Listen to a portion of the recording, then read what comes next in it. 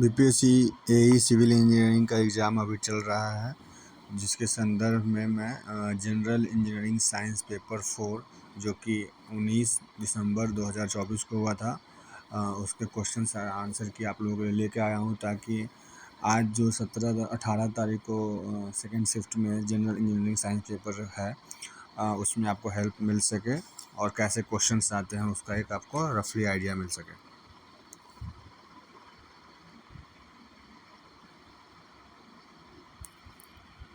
ये न्यूमेरिकल था, इसका आंसर हो जाएगा 100 मीटर। ये H is equal to rho by P by rho g पे बना हुआ है। पहले इसको कन्वर्ट करना पड़ेगा और उसके बाद ये सॉल्व करके इसका आंसर आपको 100 मीटर आएगा। ये है in the given circuit the value of I. इसका किरचॉफ्स लॉ लगा के आप इसका वैल्यू निकालिएगा। इसका आंसर 1 एम्पियर हो जाएगा। इसका 3 का हो जाएगा m-1 divided by 2m-1। Actually मैं इसका सिर्फ आंसर ही बोल रहा हूँ, आप क्वेश्चन पर का आंसर देख लीजिएगा। इसका हो जाएगा option A E/EB। Rankine cycle का पूछा हुआ है, तो इसका मस लेस देन वो हो जाएगा दैट। इसके बाद in the cross slope of country is 10%, the terrain is classified as the rolling. इसका याद देख लीजिएगा, प्लेन माउंटेन और स्टीपर का कितना कितना परसेंटेज है। ये हो सकता है अगली बार इसमें से माउंटेन्स का पूछ ले। इसमें पूछा हुआ है कि कितना फ्लोराइड चाहिए बच्चे के लिए, तो 0.7 से 1.2 ऑप्शन डी। पर्ट का हो जाएगा टाइम ओरिएंटेड टेक्निक। इसके बाद इसका हो जाएगा 0.075H। What is the chemical composition of quick lime, तो CaO। इसका हो जाएगा ऑप्शन ए।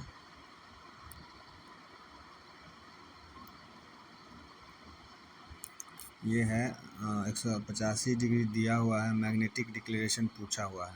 मैग्नेटिक बेयरिंग अगर ज़्यादा हो मैग्नेटिक डिक्लेरेशन से, तो उसमें हो जाएगा आपको वेस्ट साइड, यानी 185 minus 180 5 20 west. The friction factor 64/RE, ये हो जाएगा। इसका ऑप्शन नंबर डी हो जाएगा।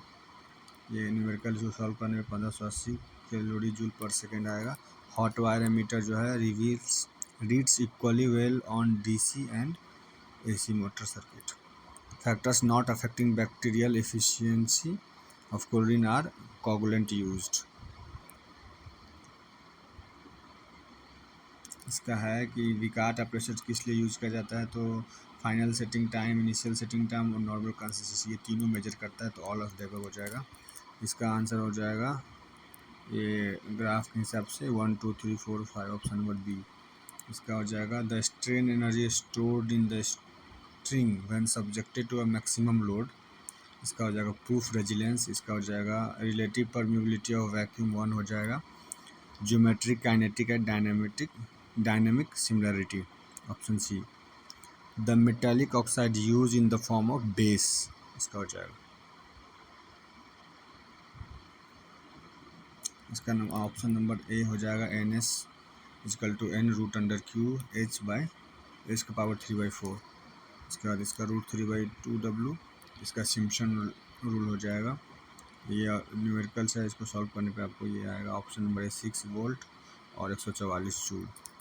इसका हो जाएगा FLV² 2GD ऑप्शन ए। इसका हो जाएगा हाइपोसोमेट्री एक्चुअली। इसमें है कि T2 डिक्रीज करेगा, T1 कांस्टेंट रहेगा। एलोइस करंट होता है लाइमस्टोन की वजह से। इसका QH=HA TF - TS। ये हो जाएगा 60 KU √2GH/πN ऑप्शन बी। मैं सिर्फ आंसर ही बता रहा हूँ आप लोगों को, और एक्चुअली क्वेश्चन पढ़ने में बहुत टाइम लगेगा।